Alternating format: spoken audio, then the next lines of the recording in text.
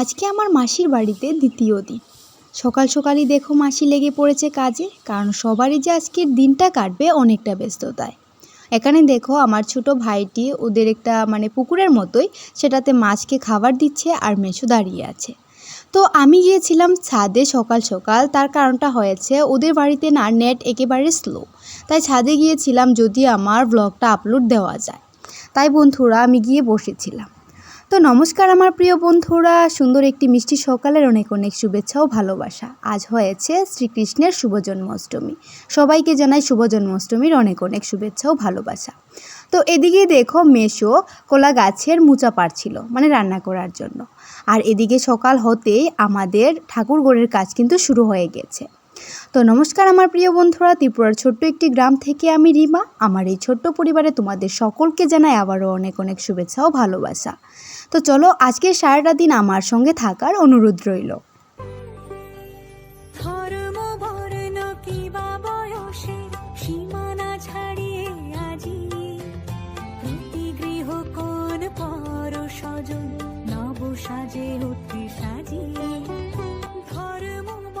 এখন ঘড়িতে সময় ওই ধরো 7টা কি 7:15। তো আমার স্নান হয়ে গেছে, আর আমার আগেই কিন্তু মেসো স্নান করে নিয়েছে।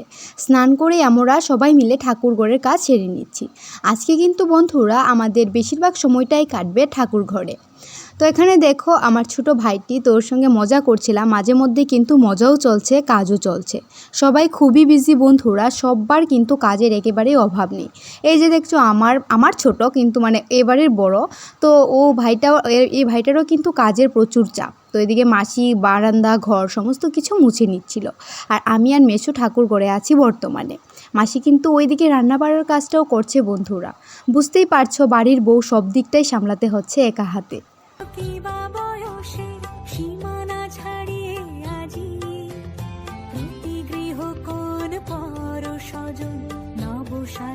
মাসি রান্নাও করছে, আবার বাইরের দিকেও কিন্তু সমান তালে খেয়াল আছে বন্ধুরা। হঠাৎই এসে বলছে যে দুধওয়ালা এসেছে।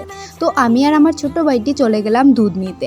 তো আজ যেহেতু ওদের বাড়িতে একটা প্রোগ্রাম আছে, তাই বন্ধুরা রাতের জন্য পায়েস বানানোর জন্য অনেকটা দুধের প্রয়োজন।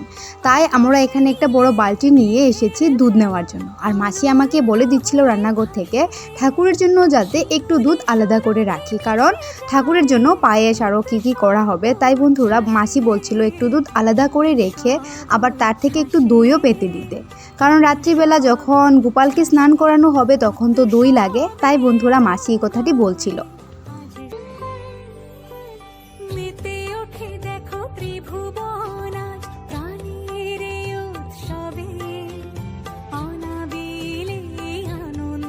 মাসির কথা মতোই বেশ খানিকটা দুধ তুলে রাখলাম ঠাকুরের জন্য। ঠাকুরের পায়েস টায়েস এগুলি হবে, আর এই দুধগুলি দিয়ে রাত্রে লোকজনদের জন্য প্রসাদ বানানো হবে, পায়েস।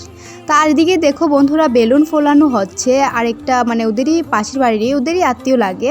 তো ও এসে বেলুন ফোলাতে সাহায্য করছিল, আমিও বসে পড়ছিলাম। আমি কিন্তু বেশি ফুলাইনি বন্ধুরা, 5-6টার মতো ফুলিয়েছিলাম বেলুন। ওরাই সবাই মিলে সবটা বেলুন ফোলালো, আমি একটু একটু ফোলাচ্ছিলাম।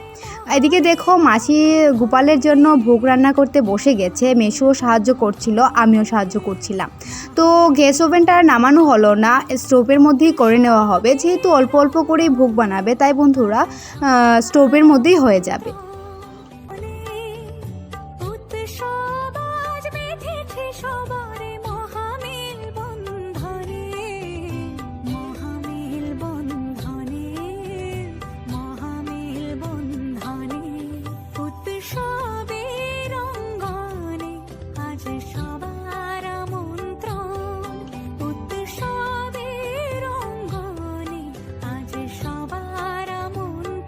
আমি মাসি মেসো আমরা 3জনে মিলে গোপালের জন্য এদিকে ভোগ রেডি করছিলাম, আর এদিকে দেখো দিদনও এসে গেছে। তো একে একে আত্মীয় স্বজনরা আসছে, বাড়িটা বেশ ভরপুর হচ্ছে, খুবই ভালো লাগছে।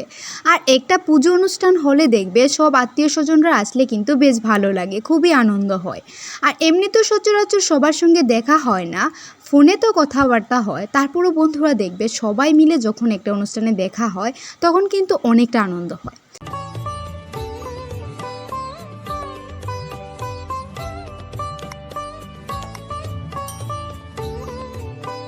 তো এদিকে দেখো আমার আগরতলার ভাইটাও চলে এসেছে। এটাও একটা মাস্তুতো ভাই। তো আমার বেশ কি দিনের বড় নয়, আমরা প্রায় সমবয়সী, এক ক্লাসেই পড়াশোনা করেছি। তো আরও দুটো মাস্তুতো ভাইও আসেনি আর আমার ভাইও আসেনি। তো ওরা তিনজনকে আমরা সবাই মিস করছিলাম। তো এদিকে এসে বসলাম, ওই যে গতকালকের মাচাটা পেতেছিল সেটাতে বসলাম, বসে বাইরের ভিউটা দেখছিলাম।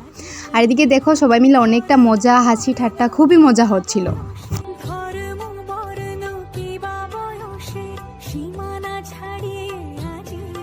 তো এখন হয়ে গেছে সন্ধে বন্ধুরা। এদিকে দেখো বেলুন দিয়ে ভাইয়েরা মিলে খুব সুন্দর করে সাজিয়ে নিয়েছে, খুবই ভালো লাগছে।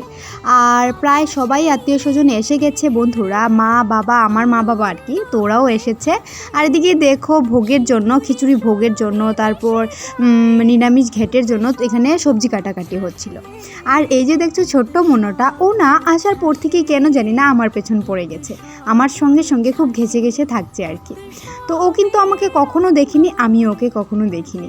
তো জানি না কেন এতটা মিশে গিয়েছিল। তো এখানে হবে কীর্তন, সারা রাত্র কীর্তন হবে বন্ধুরা। তো তারই এখানে তোড়জোড় চলছে।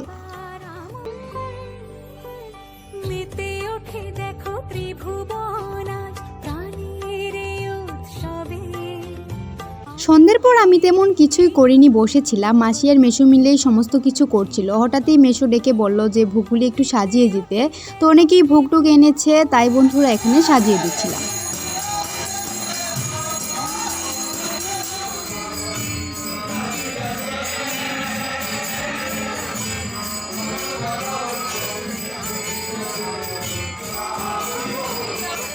এখন বাজে রাত্রি ঠিক 12টা। তো 12টার সময় গোপালকে স্নান করাতে হয়। তো এখানে মাসি আর মেসো মিলে স্নানটা করিয়ে নেবে। ছোট্ট গোপালের আজ জন্মদিন, সবাই তা জানো, বলার আর কিছু নেই। তো এখানে দেখো দুধ, দই, এগুলি আরও কী দিয়ে স্নানটা করার ছিল। তো বন্ধুরা আজকের ব্লগটা তোমাদের কেমন লাগলো প্লিজ একটা কমেন্টের মাধ্যমে জানাতে ভুলো না। তোমাদের কমেন্ট আমাকে অনেকটা উৎসাহিত করে। আর আজকের এই জন্মাষ্টমী ব্লগটা কেমন লাগলো স্পেশালি সেটা কিন্তু জানাতে ভুলো না। তো চলো বন্ধুরা আজকের মতো এখানেই বিদায় নিয়ে দেখা হবে সুন্দর আরও একটি ব্লগের সঙ্গে। আর এতদিন দেরি করার একটাই কারণ বন্ধুরা আমার শরীরটা তেমন ভালো নেই, তার কারণেই এডিট করতে পারিনি। তো চলো আজকের মতো এখানেই টাটা, বাই।